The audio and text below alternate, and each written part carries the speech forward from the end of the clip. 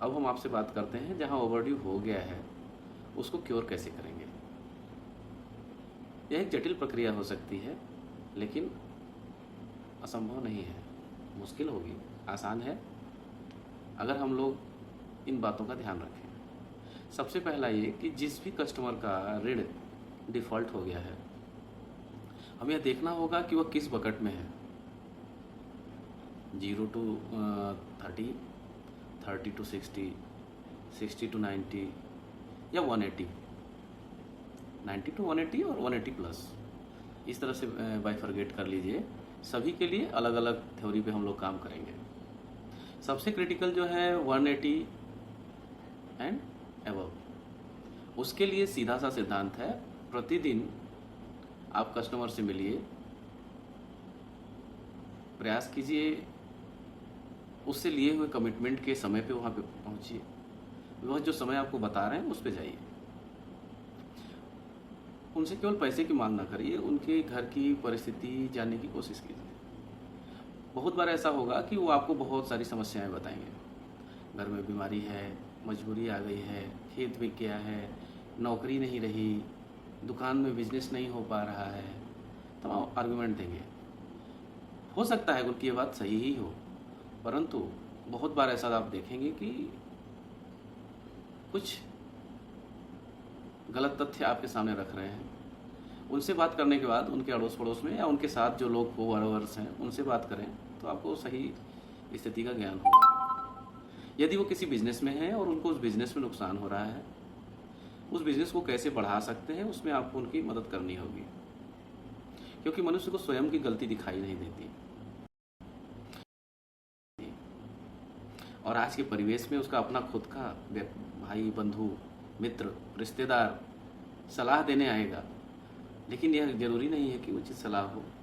बहुत बार तो ऐसा भी होगा कि वो विपत्ति में है तो उसके सामने वो पढ़ने से भी बचे।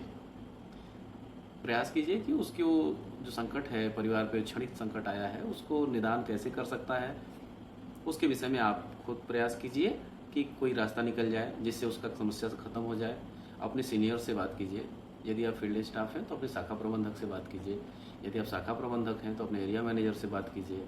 और यदि आप एरिया मैनेजर हैं तो अपने regional head, state head, zonal business head, जो भी आप बोलते हैं उनसे आप बात कीजिए, पूरी स्थिति बताइए। निश्चित रूप से वो आपको ऐसा कुछ न कुछ ज़रूर बताएंगे कि वो अपना बिजनेस फिर से कैसे स्थापित कर सकता है। उससे एक साथ पूरे पैसे की मांग मत कीजिए। उसको बोलिए कि सुविधाजनक तरीके से वो कितना दे सकता है। आपका पैसा तो ओवरड्राफ्ट हो ही गया है, सॉरी ओवरड्यू हो गया है, परंतु आप उसे प्रेरित कीजिए कि कुछ पैसा वो आपको दे। आपका ऋण 2,000 रुपये की किस्त से बनता है, 4 किस्तें ड्यू हो गई हैं, 8,000 रुपये ड्यू हैं, परंतु वो 8,000 देने की स्थिति में नहीं है।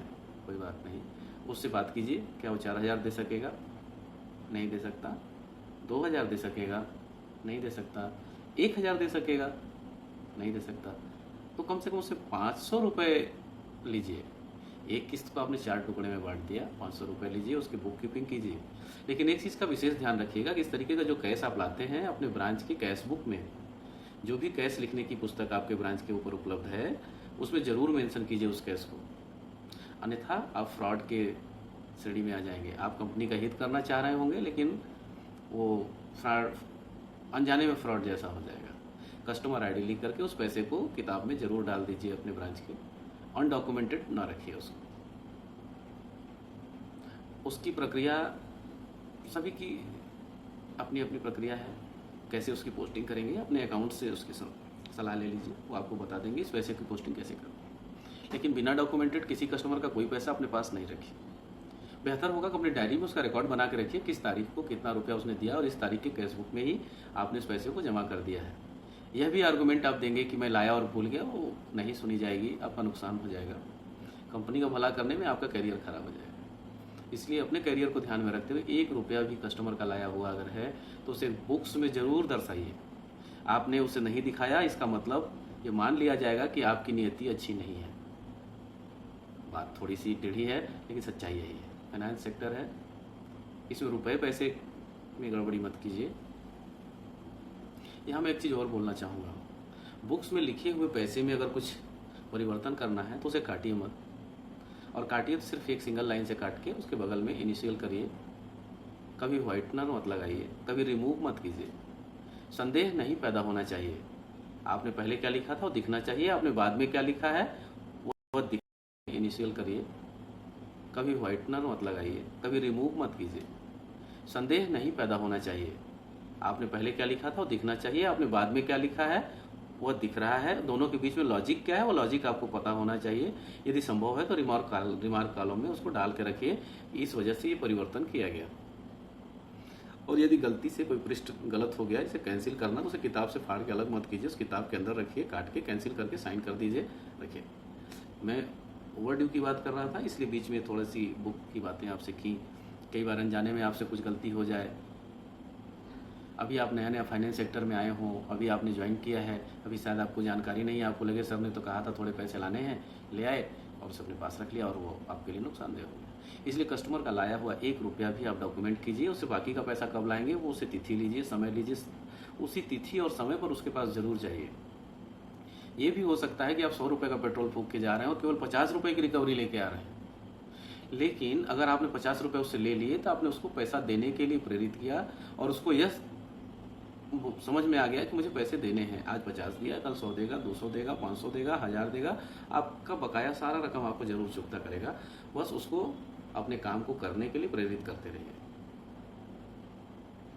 मैं अपने सभी साथियों से आग्रह करता हूँ, नया ऋण ओवरड्यू हो जाता है, देखने में आया है नए स्टाफ हैं, मैंने कुछ सेंटर विजिट किए, मैंने जो पाया स्टाफ कस्टमर्स को समझाने का प्रयास नहीं करते। दीदी बोल दी पैसा नहीं है, ठीक है दीदी बोल के आगे चले गए। ऐसा मत कीजिए। पहले तो जॉइंट लायबिलिटी पे बात कीजिए जिससे सबका समय बचेगा। कस्टमर को समझाइए कि आपस में लेन देन करके आपका जो किस्त है, जो उनका ऋण है वो चुकती करें, बाद में उनके साथ लेन देन कर लेंगे, जिससे आप दोबारा जाने से बचेंगे, आपका पेट्रोल का खर्चा बचेगा, आपका समय बचेगा। उस समय पर आप नया बिजनेस कुछ कर सकेंगे। जहाँ बिल्कुल स्थिति ऐसी नहीं है कि लोग दे पा रहे हों तो आप फॉलोअप करिए। आपको फॉलोअप करने से नहीं रोका गया है, न रोका जाता है। मेरा प्रयास ये है कि कम से कम सप्ताह में 2 बार उस कस्टमर के पास जरूर जाइए। ओडी फॉलोअप शीट रखिए अपने हाथ में, किस डेट में गए, उनसे क्या बात हुई, उसका रिमार्क रखिए।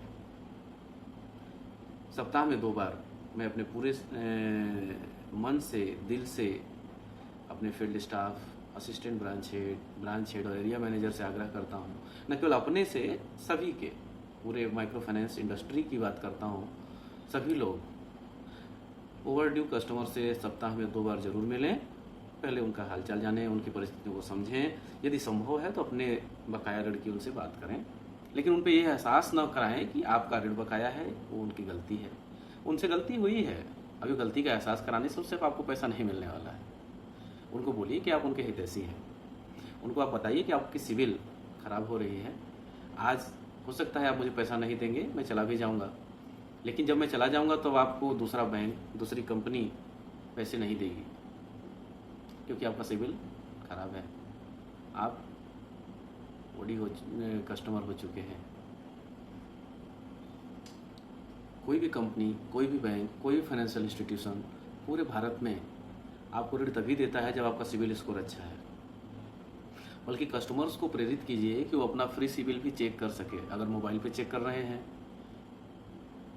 इंटरनेट पे चेक कर रहे हैं, आज बहुत सारी साइट्स हैं जो फ्री सिविल चेक करने के लिए सेवाएं देती हैं। पढ़ा लिखा है तो उसको सिविल देखने के लिए बताइए, अन्यथा आप उनको बताइए कि आपका सिविल 750 और उससे अधिक अंक अवश्य होने चाहिए जिससे आपको अच्छा ऋण मिले।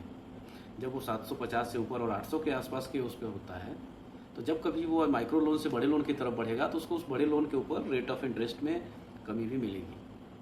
कम सिविल स्कोर होने की दशा में personal loan, auto loan, home loan, इसका ब्याज दर अधिक होता है।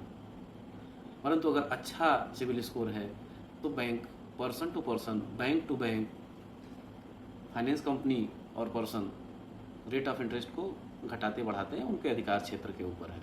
उन्हें लगता है आप लायल हैं, आप रिपेमेंट समय से करते हैं, वो आपके ब्याज दर में कमी कर सकते हैं। परंतु रिजर्व बैंक के नियम के अधीन उससे अलग वो नहीं करेंगे, क्योंकि कोई भी फाइनेंस कंपनी है जो आपको ऋण देती है वो सभी रिजर्व बैंक के नियमों के साथ बंधे हुए हैं। जैसे हम लोग NBFC MFI के अधीन हैं, हमारी गवर्निंग बॉडी रिजर्व बैंक है, हम रिजर्व बैंक के लिए पूरी तरह से जवाबदेह हैं। इसलिए ऋण उगाही के समय किसी भी तरीके की जोर जबरदस्ती का प्रयोग ना करें, अभद्र भाषा का प्रयोग ना करें, उससे आप ही नहीं आपकी कंपनी को भी समस्या आ सकती है। इसलिए आप सबसे विनम्र आग्रह है, जो भी कस्टमर है रेगुलर है उससे भी नम्रता और शिष्टाचार के साथ मिलें, और जो ओवरड्यू हो गए हैं उनके साथ भी नम्रता और शिष्टाचार के साथ मिलें। सप्ताह में 2 बार, महीने में 8 बार ओडी फॉलोअप करिए। मेरा मानना है आपका जितना भी ओडी है, मतलब हमारा भी जितना भी ओडी है, वो कम से कम 50% निश्चित रूप से कम हो जाएगा। बहुत सारा ओडी, बहुत सारा ओवरड्यू सिर्फ इसलिए है क्योंकि हम कस्टमर के पास जाना छोड़ दिए हैं। हम कस्टमर से नहीं मिलते, अपने अधिकारी को झूठ बोलते हैं कि हम गए थे वो मिला नहीं, हम गए थे उसने ये कहा, हम गए थे उसने वो कहा। थोड़ा पैसा खर्च कीजिए, जाइए। 180 के बाद जो भी पैसा आता है, R180 के बाद जो भी रिकवरी आप लाते हैं, एक तरह से अपनी कंपनी के लिए वो शुद्ध मुनाफा है। आपने कंपनी का डूबा हुआ ऋण रिकवर किया है। मेरी आपके साथ शुभकामनाएं हैं। अगर मेरा प्रैक्टिकल थ्योरी आपको गलत लगे, आप कमेंट कर सकते हैं। आज यह वीडियो देखने के बाद 1 महीने तक 8 बार उस कस्टमर का फॉलोअप कीजिए, फॉलोअप शीट तैयार कीजिए। अगर मेरी बात आपके लिए सही नहीं होती है तो आप कमेंट बॉक्स में कमेंट कर सकते हैं कि हमने ऐसा किया और परिणाम नहीं पाया। यदि आपको परिणाम मिलता है तभी आप कमेंट कीजिए। दोस्तों, आपको मेरा वीडियो अच्छा लगा, लाइक कीजिए, सब्सक्राइब कीजिए, दोस्तों के साथ शेयर कीजिए, और नए विषय माइक्रो फाइनेंस में जिसमें आपको कठिनाई आ रही है मेरे साथ शेयर कीजिए। कमेंट बॉक्स में लिखिए, मैं प्रयास करूंगा कि उस विषय पर मैं आपसे बात कर सकूं। मेरा शुरू से ही यह प्रयास है कि माइक्रो फाइनेंस की किसी भी विषय पे जटिलताओं से दूर, सरल भाषा में, जो एक फील्ड स्टाफ को समझ में आए उस तरीके से बात करूं। मैं फिर बोलता हूं, मेरे किसी भी बातचीत को मैं सैद्धांतिक रूप से पुस्तक के नाम पे, गणित के नाम पे, थ्योरी के नाम पे जटिल नहीं बनाना चाहता, मैं आसान बनाना चाहता हूं। आप मेरी इस बात से सहमत हैं तो ज़रूर वीडियो को अपने दोस्तों के साथ शेयर कीजिए और प्रयास कीजिए ज़्यादा से ज़्यादा लोग सब्सक्राइब करें ताकि उनका भी फ़ायदा हो सके। आज मैं एक और आग्रह करना चाहता हूँ। आज मोबाइल क्रांति के दौर में हम सब लोग प्रतिदिन बढ़िया सस्ते दर पे डाटा पाते हैं, थोड़ा मनोरंजन भी करते हैं, यूट्यूब के ऊपर जाते हैं, व्हाट्सएप के ऊपर जाते हैं, फेसबुक के ऊपर जाते हैं। तो मेरा आपसे आग्रह है, जब भी मेरा कोई ऐसा वीडियो देखे तो उसको पूरा देखिए। हो सकता है सुनने में आपको अच्छा ना लगे, लेकिन अगर आपने आज सुना है तो वह कल, परसों या अगले दिन आपकी ज़रूर काम आएगा। आप सब चीज़ जानते हैं, अपने दोस्तों के साथ शेयर कीजिए, बताइए, उनका भी भला